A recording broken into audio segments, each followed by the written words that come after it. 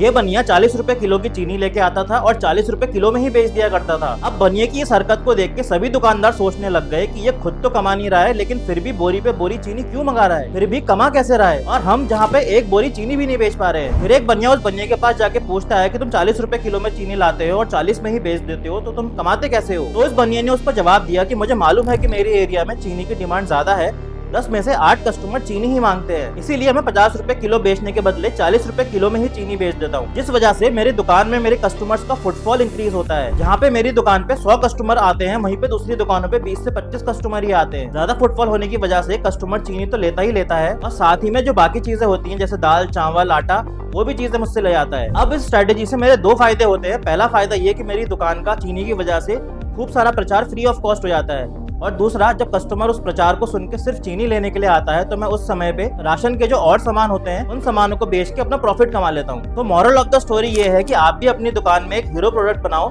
उस hero product से अपनी दुकान का फुटफॉल बढ़ाओ और उस फुटफॉल पे अपने अदर प्रोडक्ट्स को क्रॉस सेल या अपसेल करो।